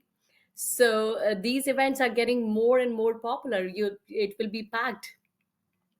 Yeah, and I find that because I've been in and out, I've had friends in Jersey City and Hoboken, and those always remind me of the communities where when you're young and starting out and single, whatever, you come there because everything is near you and you just want a place to sleep. And then when you are a young family and you're just first moving to the area and you don't know what to do and you're trying to get established, it's the perfect place. Again, resources are nearby, you can walk to things. And then once you get a lay of the land, you spend a weekend, you visit your friends in Nutley or you visit your friends in Montville or whatever. And then you decide, you know what? 5 years from now, honey, we'll save money. We'll buy a place out there. Jersey City is like the launching point for all of that whole region of New Jersey. And so many people I know say, oh, yeah, when I first moved here, I lived in Jersey City. And they still go into Jersey City for the restaurants and the nightlife and everything. It's great for that. It's a fabulous city, it really is. So tell us how, when you first started the picnic, what was the light bulb idea that we need this picnic? So I was an immigrant. I moved to Jersey City around 17 years back, and I realized I struggle. Again, I did not have friends, community, and social support group. So I was craving for all that. And then I created the website, and then I started organizing events to connect with people. And then every event has a different theme. So back to school is one of the event we do it. Next event is education fair, so where we have all the educational institute participating, again same Hamilton Park. So idea was, again, connect with the local businesses, look for the resources, create your own support group, create your own friend circle to survive. And because I've gone through the same journey, for me figuring out, okay, this event might be popular, this event will be really great hit in the community, so those are the ideas, always popping up when you start doing it. Again, I've been doing it for 15 years, and it's growing. We are connecting over 80, 90,000 families in Jersey City through different channels, through social media, through website, through newsletter. So we can see what is the demand. Back to school picnic has been really popular. Again, the reason is so obvious that if they are new in the city, they're connecting, they're making their own community. And if they are old, they're reconnecting. Like after school, summer, everybody's gone and they're back. They want to see, what school your child is going to, or people are deciding to move to out of Jersey City. As you know, that has we are stepping stone, unfortunately. But you know what? Each community kind of has its purpose, and Jersey City is great for that. And it's great because it allows you to just lay your hat down and have an established community where you have everything in walking distance. But then when you want to spread out and you want to have a backyard, you can use it as a point to go out on the weekends and find that community you want to ultimately live in 3 years from now, 5 years from now, and then you make room for the next family coming in from another country or another part of the country. It is beautiful for that. And you started all this when you were a new mom in 2011. Now you have a teenager, obviously, but that must have been pretty daunting. You must have had a lot on your plate when you started this. Yes, and again, the journey has been beautiful with a lot of challenges when you are a new parent and you're struggling. Now, I have another set of problems because teenagers are not easy, and so my challenges continue as like other parents. But the good thing is that my challenges are like I have created the beautiful community. I did not know a single person in the city when I moved. Now every third person, exaggerating, but every third person is my friend or I know. And that has been beautiful. And having teenager, now we have different set of friends. And again, unfortunately, a lot of families with older kids move out of Jersey City because schools, but even then there are families deciding to stay local. and some are sending their kids to New York City, or even Jersey City has some really high ranking high schools. So families are staying too, and those families have been friends for over a decade now, so the bonding is different.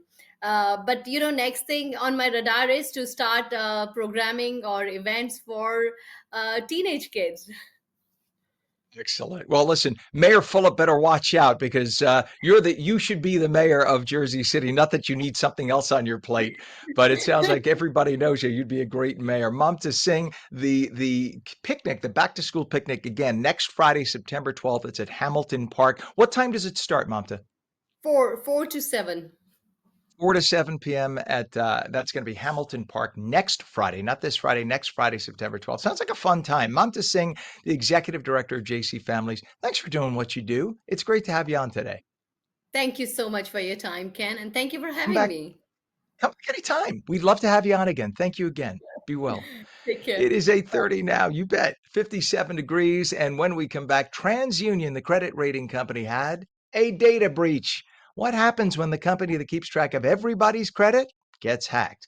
Brand and digital strategist Fisher will join us to explain. You're watching on New Jersey Mornings. We're back in 30.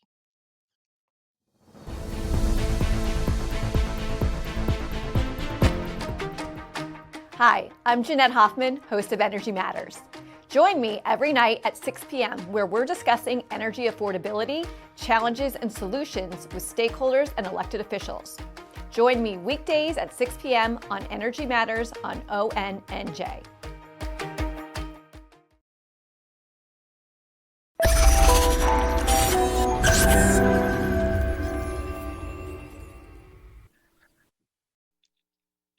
Good morning. It's Wednesday, September 3rd, 2025, 59 degrees now at 8:31. I'm Ken Rosato. Welcome back to On New Jersey Mornings. Lots of sun today, a few clouds in the afternoon, highs in the upper 70s. Meteorologist Mike Favetta with the details. Good morning, Mike.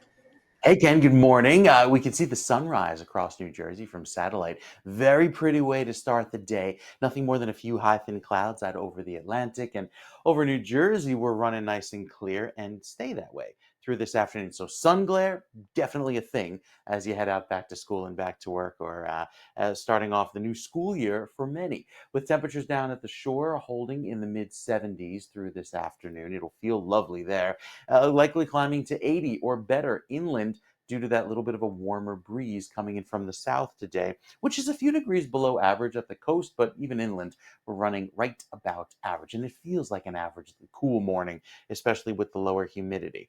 So we keep it in the 70s today, mix of clouds and sun to wrap up the day. Tomorrow starts off a bit muggier, but notice the line of storms that arrives from the west. A lot of it, this storm losing its intensity as it crosses New Jersey, just leaving in its wake a little bit of rain, but a lot of humidity. And that humidity makes it feel quite muggy going into Friday and even starting off the weekend. In fact, I think for the rest of the week, we'll see that humidity climb each and every day, making it feel muggier and more humid as the week progresses. Our next front that comes in for Saturday starts to drop the humidity by the end of the week, but it feels really humid on Saturday morning, ending with some showers by Saturday evening and then clearing for Sunday.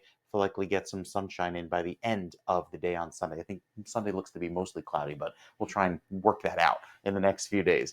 Temperatures climb into the upper 80s throughout Friday and Saturday. Humid, muggy, warm, but then by Sunday into Monday, it turns drier and cooler and very pleasant into next week.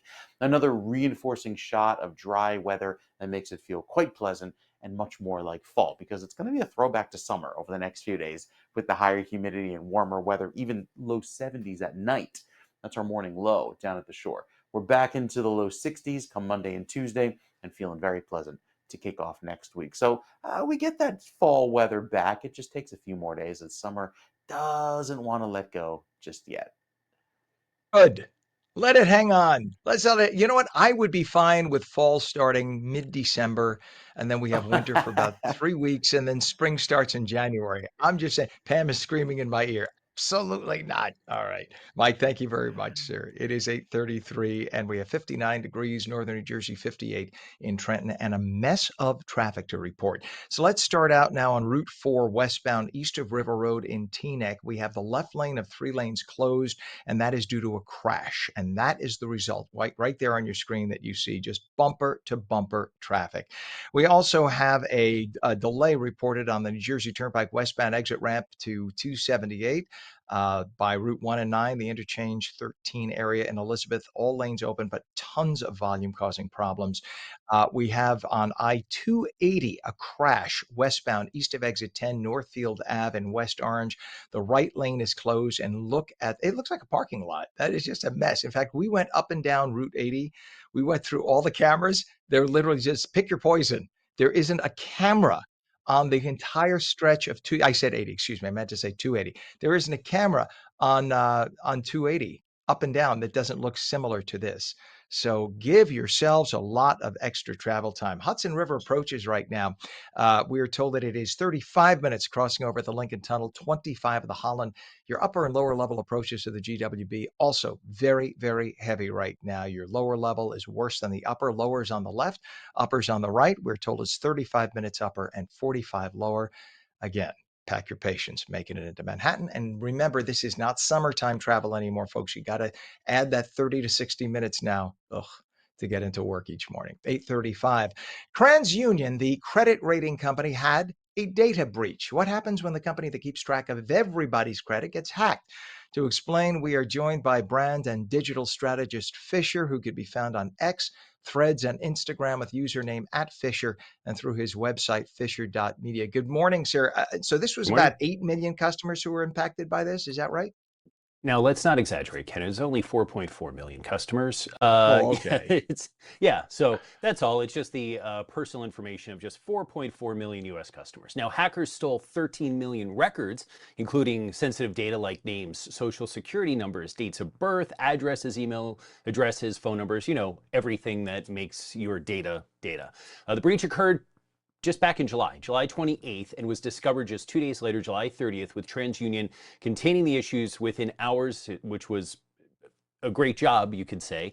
The attack involved unauthorized access to a third-party application that is used in TransUnion's customer support operations. So when you call customer support, you have a problem with TransUnion, you want to freeze your credit, you want to buy a product, that customer service platform, it's run by a company called Salesforce. Salesforce was not the source of the breach. It was the connections with other third-party vendors, but it is not a breach of TransUnion, and it is not a breach of Salesforce. It is a breach of third parties that connect to TransUnion and Salesforce. So yeah, it's not good either. Similar Salesforce-related breaches have hit companies like Google, Farmers Insurance, Workday, Pandora, Cisco, Chanel, Adidas, Qantas. It's kind of like all over the place, right? TransUnion is offering 24 months of free credit monitoring and identity theft protection for affected individuals. Now, Ken, you might say, what now? What can you do? What now? What can you do?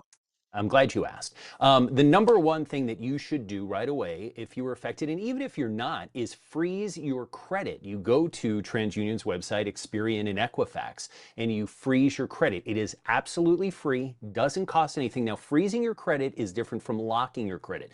Locking your credit is what's done by or it's a product sold by the credit unions, TransUnion, Experian, and Equifax. Freezing your credit is a service that is free and it's backed by the government. They used to charge for it, and then Congress a number of years ago passed a law that said you should be able to freeze your credit free of charge, and you can do that. You should also monitor your credit and your credit score. Now, because your information was exposed in a data breach, or potentially was, you technically could also put a fraud alert on your credit with the 3 credit bureaus saying that I was affected by a breach. Now, that would have happened, and you could have done that if you're a victim of a Verizon or an AT&T, or not saying that those were affected in anything like this, but just as an example, it doesn't have to be just with TransUnion that you can put a fraud alert. It will protect your social security number. It'll protect your credit from being opened. Now, freezing your credit I will admit, is a little bit of a pain in the butt because you will have to unfreeze your credit to open a credit card or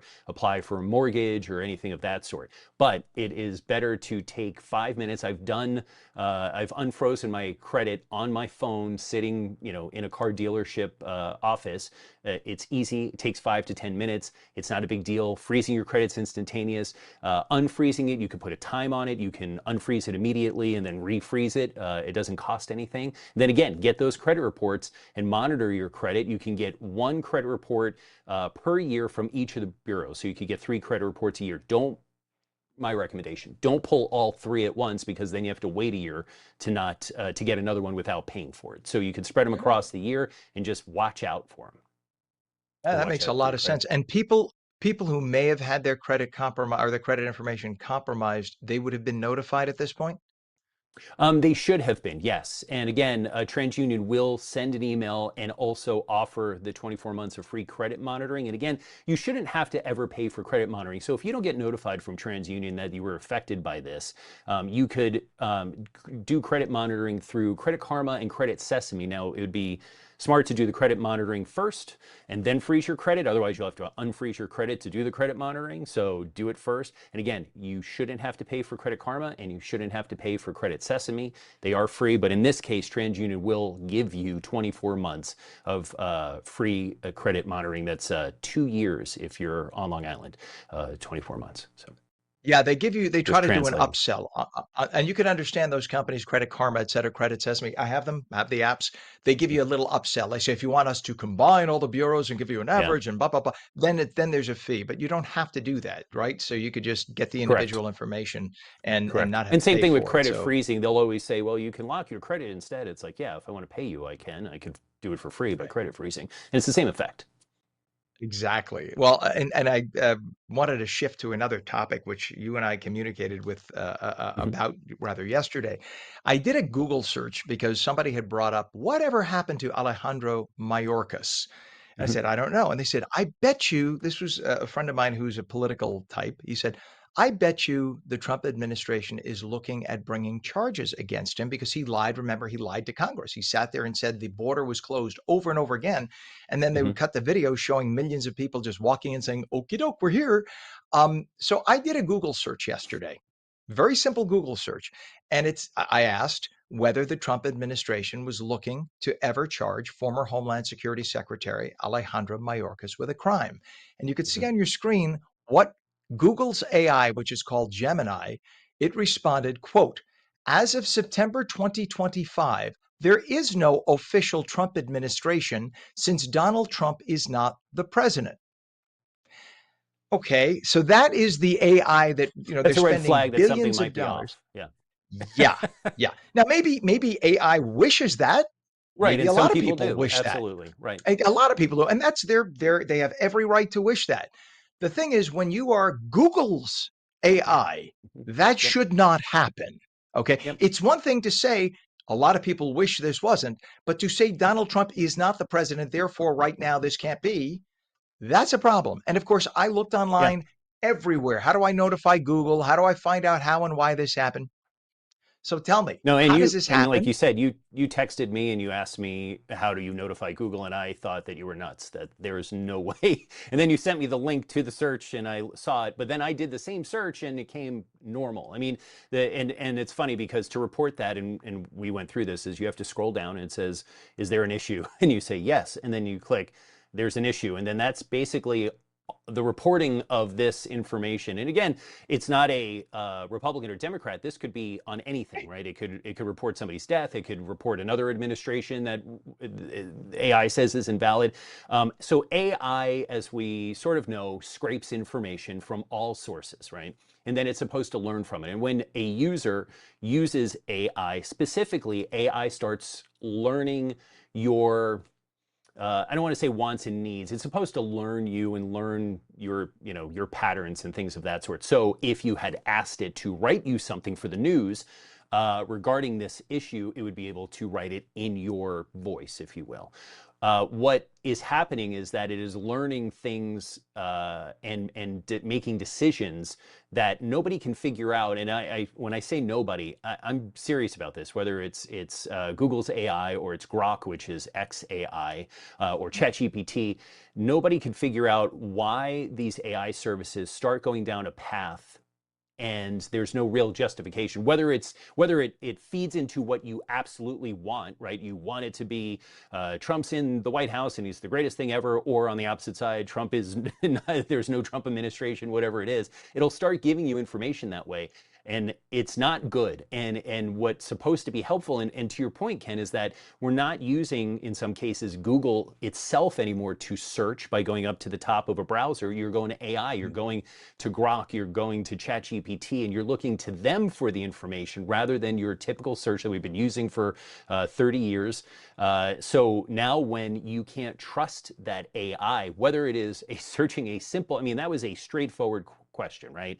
And if you can't trust that information, how can you trust it to summarize an article for you, so you don't have to read a 4-page article? You can just have the summary, and it's too long, didn't read kind of thing.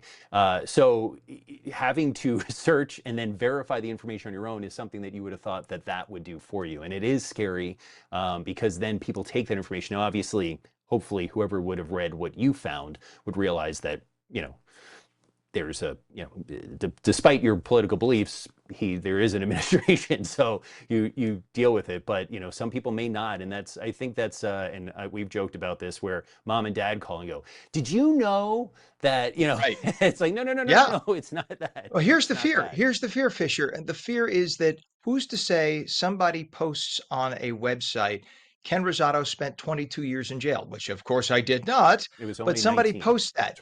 That's right. Yeah. And the monitoring bracelet is a little tight today.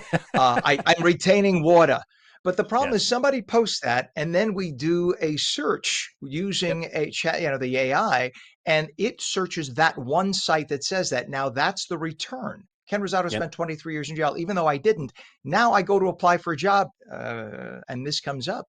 This Yeah. is the fear when And it's we on you have to AI, and disprove this it, is right? why. Yeah. Right. And it's now the Wild West. And I think we had better figure this out because it's growing exponentially very rapidly. And I wish I 100%. could give you a chance to respond, but we are tight right now on time. We will come back. We could do a whole segment just on that. I appreciate it. But yeah, keep your guard up with AI, especially right now. Brandon, digital strategist Fisher, who could be found on X, Threads, and Instagram with the username @Fisher, and through his website, fisher.media. Always a pleasure. Thanks for coming on today, Have a buddy. good Very day. important topic. You too.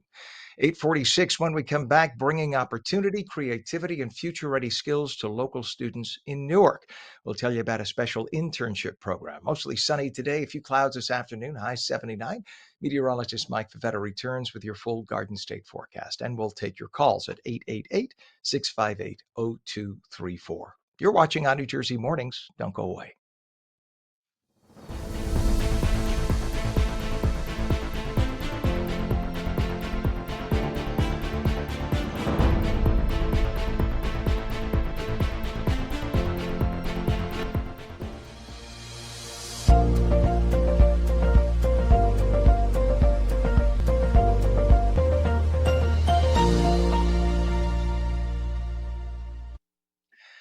Welcome back to On New Jersey Mornings. I'm Ken Rosato. 847. We'll take calls at 888-658-0234. Pretty early fall day, not quite fall, meteorologically speaking. Mostly sunny, a few clouds this afternoon, highs around 79. I guess when it's back to school time, Mike, you say it's early fall, but it's not quite, not for another couple of weeks, but whatever. In my heart, it's not fall until December. Here's It's meteorologist Mike Favetta. climatological fall, right? So we look at the climate season starting in September, but still, I know everybody wants to look at the middle to the end of the month, but for the autumnal equinox. But here we are.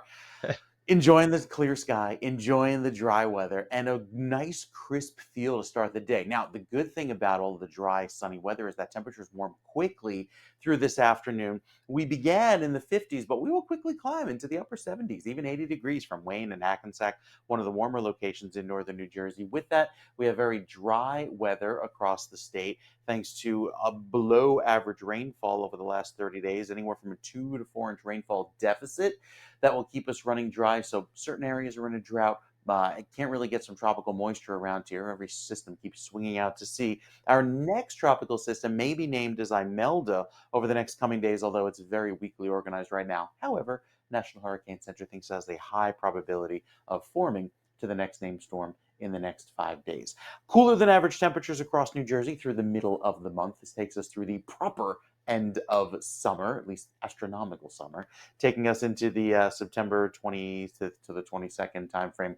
And then going forward, at least in the next 7 days, feels like summer, at least through Saturday. Higher than average temperatures, very humid and muggy weather, taking us through Saturday afternoon, all ending with some showers later that night. Now, Sunday starts off with some clouds, and some clouds may linger throughout the day, but it'll be drier and cooler, with temperatures cooling off back into the 50s overnight by early next week. So next week is a nice dry, cool stretch with none of this extra mucky humidity weather that is more common of middle of July rather than the middle of September. By next week, even down the shore, we are back to cool, calm, pleasant conditions. So it takes some time, but I think we'll feel like fall yet again rather soon after a few humid days, Ken. Right. Very good, sir. And it is a beautiful morning right now with 58 degrees in northern New Jersey, and we have 58 also in Trenton. Thank you, Mike. Have a good day, sir. It is 8:49. In Newark this summer, a powerful collaboration brought opportunity, creativity, and future ready skills to local students. The Newark Regional Business Partnership, the Renaissance Newark Foundation, and the visual content company Pockstock teamed up to launch a hands on internship program aimed at giving young people a head start in content creation, storytelling, and creative technology. Joining us now to talk about the exciting program and what it means for Newark's future are Steve Jones, founder and CEO of Pockstock, and Ferlanda Fox Nixon, president and CEO of NRBP. Steve and Ferlanda, thanks for joining us this morning. Thanks for having Thank us. you. Good Good to morning. have you on. And it's always that bright early. It's like, what time do you want us on the show? People up at that time? Yes, it's always hard. Bring the coffee. We always tell people. Ferlando, let's start with you. Give us a quick overview, please, of NRBP and the Renaissance Newark Foundation, and why the program aligns so closely with your mission. Yeah, so NRBP, the Newark Regional Business Partnership, is a chamber of commerce. We say we're the premier chamber of commerce serving the greater Newark region. And Pockstock is one of our members. So we're a member based organization and trying to create a prosperous business ecosystem for the greater Newark region. And then the Renaissance Newark Foundation is our affiliated 501c3 doing community oriented activities. And so Steve came to us with his dream of Reimagine Newark. And so I'm going to punt it over to him to tell us what that was. And we were able to leverage our resources to kind of make a part of that come to fruition. Steve? Sure. Thank you, Ferlanda. Well, Foxstock is a content company. So we work around the world helping stories be told of different cultures and different diverse groups. And one of the stories that we wanted to tell when we moved into Newark last year was, the story of empowerment, the story of a brighter future for Newark and Newarkers and young Newarkers in particular. So one of the things we wanted to do was to create a program that would create pathways for young people, not just into content creation, but also into creating content for AI, which is the future of creative.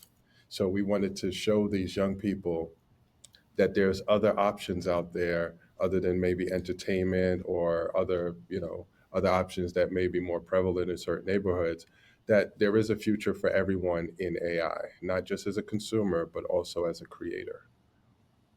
Well, I hope the AI that you're working with is better than the Google AI that I just dealt with. I don't know if you saw the last segment where it said, I was afraid to put my own name in that AI. Gemini, Google's AI, said that there was no Trump administration, there is no President Trump. And all I asked was if the Trump administration was going to prosecute a former member of the Biden administration because somebody asked me. And I thought, oh, did I miss something? And it returned with, well, that's impossible because there is no President Trump. Oh, okay. So I just hope that the AI is a little more up to date. But it's fascinating though, and it's great that the students, you have students getting involved in this too. Now you had 5 students joining the program through the city's summer youth employment program. So what kinds of projects did those students work on, and what kinds of skills did they walk away with? Well, thanks to the leadership of Ferlanda and her team, we were able to identify 5 young people and really get them trained for readiness in the workplace. So NRBP and PocStock partnered to make sure that they were able to learn skills in photography. They created video content. They learned the professional side of the photography industry, which is all the legal, the compliance, the various ways that they can monetize content outside of just posting it on social media. They created their own photo shoots. They were able to produce and learn just the entire life cycle of a photo shoot and a content creation shoot. And then they learned the behind the scenes portion. What you talked about with AI, it's really reliant on the data. So they learn how to Mhm. create data to help train AI as well. Interesting. And Ferlanda, as a workforce development board member, it's so important, right, to connect young people to opportunities in Newark's growing creative economy. So talk on that. Right. So it's important to actually be plugged into all aspects of the ecosystem here in Newark. It's the largest city in the state of New Jersey and has a lot of promise for those who live here.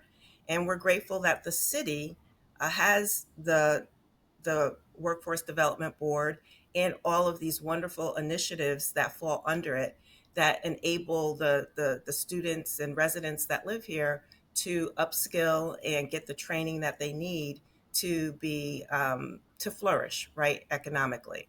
And so, yeah, I think it was great that I was able to sit on the board and be aware of this program and bring it to PocStock, but also too through our Renaissance Newark Foundation, our affiliated 501c3.